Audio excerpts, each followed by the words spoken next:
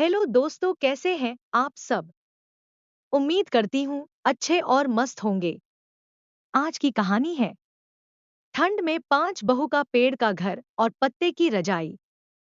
हरितपुर गांव का नाम सुनते ही आंखों के सामने हरियाली से भरे घने जंगल और ठंडी हवाओं का चित्र उभर आता था। इस गांव में रहने वाले लोग सरल जीवन जीते थे और प्रकृति के साथ तालमेल बैठाकर अपनी जिंदगी व्यतीत करते थे। यह कहानी 5 बहुओं रीना, सुनीता, रजनी, ममता और कुसुम की है, जिन्होंने ठंड से लड़ने के लिए न केवल अपने परिवार को सुरक्षित रखा, बल्कि पूरे गांव के लिए प्रेरणा का स्रोत बन गई। हरितपुर के लोग पर्यावरण के प्रति बेहद संवेदनशील थे। वे जानते थे कि प्रकृति उनकी सबसे बड़ी संरक्षक है। यह गांव एक विशाल संयुक्त परिवार के लिए भी जाना जाता था। इस परिवार में मुखिया राम सिंह और उनकी पत्नी गीता देवी अपने 5 बेटों और बहुओं के साथ रहते थे। राम सिंह के घर में रीना सबसे बड़ी बहू थी। वह शांत और समझदार थी। सुनीता, जो दूसरी बहू थी, बेहद चतुर और व्यवहार कुशल थी। रजनी मृदुभाषी और रचनात्मक थी, जबकि ममता स्वभाव से हंसमुख और प्रेरक थी। सबसे छोटी बहू कुसुम कम उम्र की होने के बावजूद बहुत जिज्ञासु और मेहनती थी।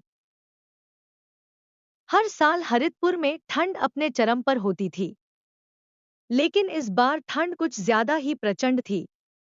एक दिन गांव में अचानक तेज आंधी और बारिश हुई, जिसने राम सिंह के घर की छत का बड़ा हिस्सा उड़ा दिया।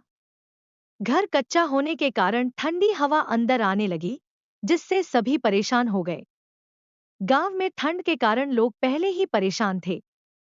हरितपुर का मौसम हर साल सर्द होता था, लेकिन इस बार ठंड का स्तर सामान्य से बहुत अधिक था। पेड़ पौधों पर ओस की मोटी परत जमने लगी थी। नदी और तालाब का पानी सुबह सुबह बर्फ जैसा हो जाता था।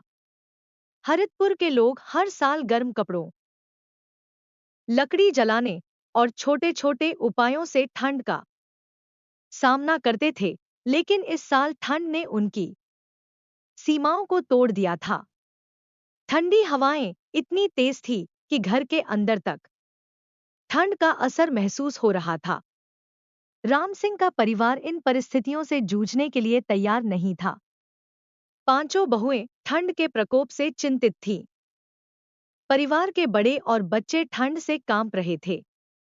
घर के भीतर लकड़ी जलाकर भी पर्याप्त गर्मी नहीं हो पा रही थी। जब घर की छत टूट गई और ठंड अंदर तक पहुंचने लगी, तो 5 बहुएं इस कठिन परिस्थिति में एक साथ बैठीं। रीना ने कहा, अब वक्त आ गया है कि हम केवल चिंता न करें, बल्कि इस समस्या का हल ढूंढें।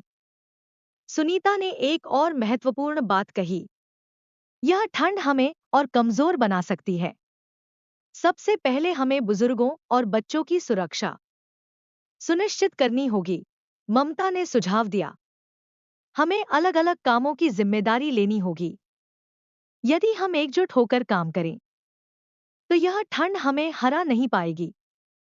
एक रात जब सब सो नहीं पा रहे थे, रीना ने बहुओं को एक जगह इकट्ठा किया। उसने कहा, हम सब मिलकर इस समस्या का कोई समाधान निकाल सकते हैं। अगर हम यूं ही बैठे रहेंगे, तो ठंड हमें और ज्यादा नुकसान पहुंचाएगी।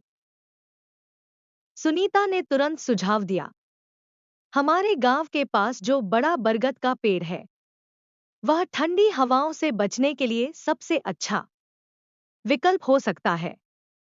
उसकी शाखाएं इतनी घनी हैं कि वह हमें छत जैसी सुरक्षा दे सकती है। रजनी ने उत्साह से कहा, अगर हम इस पेड़ का उपयोग करें और इसे अपने अस्थायी घर के रूप में तैयार करें, तो यह ठंड से बचाव में मददगार होगा। ममता और कुसुम ने भी इस विचार का समर्थन किया। कुसुम ने कहा, हम पेड़ के पत्तों का भी उपयोग कर सकते हैं। इन पत्तों से रजाई और चादरें बनाई जा सकती हैं, जो हमें गर्म रख सकती हैं। सुबह होते ही पांचों बहुएं अपनी योजना पर काम करने में जुट गईं। उन्होंने सबसे पहले गांव के लोगों से मदद मांगी। गांव के लोगों ने भी इस कठिन समय में उनका पूरा साथ दिया। सफाई और तैयारी। बहुओं ने सबसे पहले बरगद के पेड़ के नीचे की जगह को साफ किया। यह जगह बड़ी थी और उसमें पूरा परिवार आराम से रह सकता था। ढांचा तैयार करना। उन्होंने पेड़ की मोटी शाखाओं का उपयोग करके बांस और लकड़ी की मदद से एक मजबूत ढांचा तैयार किया। दीवारें और छत। पेड़ की शाखाओं और पत्तियों का उपयोग करके दीवारें और छत बनाई गईं, जो ठंडी हवाओं को रोकने के लिए पर्याप्त थीं। पेड़ के बड़े बड़े पत्तों को इकट्ठा किया गया। बहुओं ने इन पत्तों को साफ किया और सूती कपड़े के साथ सिलकर रजाई बनाई।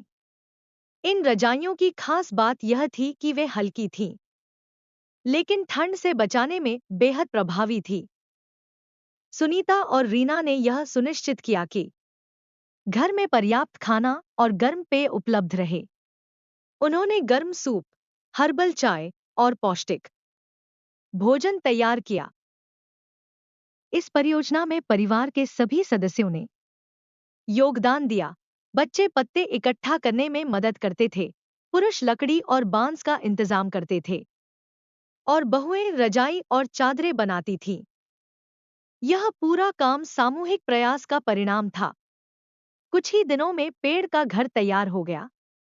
यह अस्थायी घर इतना मजबूत और सुरक्षित था कि पूरा परिवार उसमें आराम से रह सकता था। ठंडी हवाओं से बचाने के लिए पेड़ की शाखाएं और पत्तियां पर्याप्त थीं।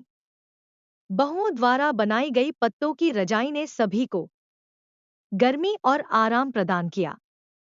5 बहुओं की इस मेहनत और योजना की कहानी पूरे गांव में फैल गई। गांव के अन्य लोगों ने भी इस तरीके को अपनाया।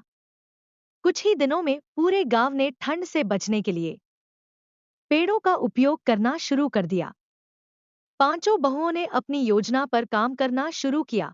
सबसे पहले उन्होंने गांव के अन्य महिलाओं और बच्चों की मदद से बरगद के पेड़ के नीचे साफ सफाई की। पेड़ की शाखाओं पर लकड़ी और बांस के सहारे एक अस्थायी घर बनाया गया। यह घर मजबूत और ठंड से बचाने में सक्षम था। इसके बाद उन्होंने पेड़ के बड़े बड़े पत्तों को इकट्ठा किया और उन्हें सूती कपड़े के साथ जोड़कर रजाई बनाई। उन्होंने इन रजाइयों को इस तरह डिजाइन किया कि लोगों ने भी इस तरीके को अपनाया। कुछ ही दिनों में पूरे गांव ने ठंड से बचने के लिए पेड़ों का उपयोग करना शुरू कर दिया। पांचों बहुओं ने अपनी योजना पर काम करना शुरू किया। सबसे पहले उन्होंने गांव के अन्य महिलाओं और बच्चों की मदद से बरगद के पेड़ के नीचे साफ सफाई की। पेड़ की शाखाओं पर लकड़ी और बांस के सहारे एक अस्थायी घर बनाया गया। यह घर मजबूत और ठंड से बचाने में सक्षम था। इसके बाद उन्होंने पेड़ के बड़े बड़े पत्तों को इकट्ठा किया और उन्हें सूती कपड़े के साथ जोड़कर रजाई बनाई। उन्होंने इन रजाइयों को इस तरह डिजाइन किया कि वे हल्की भी थी और ठंड से बचाने में प्रभावी भी। पेड़ का घर बनाना आसान नहीं था। पेड़ की मोटी शाखाओं को सहारा देने के लिए बांस और लकड़ी का इस्तेमाल किया गया। उन्होंने पेड़ की ऊपरी शाखाओं पर एक छोटी छत भी बनाई ताकि बारिश होने पर पानी नीचे न गिरे। घर का प्रवेश द्वार भी विशेष रूप से डिजाइन किया गया ताकि ठंडी हवाओं का प्रवाह अंदर न हो। परिवार के सभी सदस्य इस घर में आराम से रह सकते थे। कुसुम ने रजनी की मदद से पत्तों की मोटी परतों को आपस में जोड़कर रजाई बनाई। रजाई बनाने के लिए उन्होंने सूखे पत्तों का उपयोग किया, जिन्हें पहले धूप में सुखाया गया और फिर हल्का गर्म पानी डालकर मुलायम बनाया गया। इन रजाइयों में न केवल गर्मी थी, बल्कि वे हल्की और टिकाऊ भी थी।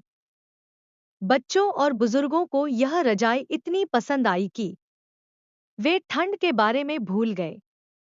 जब गांव वालों को पता चला कि राम सिंह का परिवार पेड़ का घर बना रहा है, तो वे भी उनकी मदद करने आए।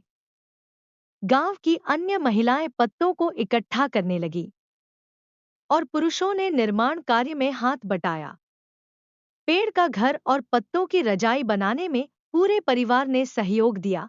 बच्चों ने पत्ते इकट्ठे किए, पुरुषों ने लकड़ी और बांस का काम किया और बहुओं ने रजाई सिलने का काम संभाला। यह पूरा काम सामूहिक प्रयास का नतीजा था। कुछ ही दिनों में पेड़ का घर तैयार हो गया। अब पूरा परिवार इस घर में आकर ठंड से बच सकता था। पेड़ की मोटी शाखाएं और पत्तियां ठंडी हवा को अंदर आने से रोकती थी। बहुओं द्वारा बनाई गई पत्तों की रजाई इतनी गर्म थी कि उसमें ठंड का असर नहीं होता था। पेड़ के घर और पत्तों की रजाई ने पूरे परिवार को ठंड से बचा लिया। परिवार ने महसूस किया कि कठिन परिस्थितियों में एकजुटता और समझदारी से किसी भी समस्या का हल निकाला जा सकता है। गांव के लोग 5 बहुओं के इस प्रयास से प्रेरित हुए। उन्होंने भी अपने अपने घरों में इस तकनीक का उपयोग करना शुरू किया। यह विचार पूरे गांव में फैल गया और हरितपुर ठंड से लड़ने में सफल हो गया। इस कहानी से हमें यह सीख मिलती है कि अगर हम विपरीत परिस्थितियों में धैर्य और सामूहिक प्रयास करें, तो हम किसी भी समस्या का समाधान निकाल सकते हैं। 5 बहुओं ने अपनी समझदारी और टीम वर्क से यह साबित कर दिया कि संसाधनों की कमी के बावजूद भी समस्याओं का हल निकाला जा सकता है। 5 बहुओं का यह पेड़ का घर और पत्तों की रजाई केवल ठंड से बचने का साधन नहीं था, बल्कि यह एक प्रतीक बन गया सामूहिक प्रयास, नवाचार और एकजुटता का। उनकी कहानी आज भी गांव के लोगों को प्रेरित करती है और हमें यह याद दिलाती है कि चाहे परिस्थिति कितनी भी कठिन क्यों न हो, समाधान हमेशा मिल सकता है। प्यारे दोस्तों, यह कहानी यहीं पर समाप्त होती है। आपको यह कहानी कैसी लगी? कमेंट बॉक्स में जरूर बताएं। अगर आपको हमारी ये कहानी पसंद आई हो, तो कृपया हमारे वीडियो को लाइक, शेयर और चैनल को प्लीज सब्सक्राइब जरूर कर लें। इससे हमें मोटिवेशन मिलता है और आप तक ऐसी ही मजेदार कहानियां सबसे पहले पहुंचती रहेगी। प्यारे दोस्तों, नमस्कार।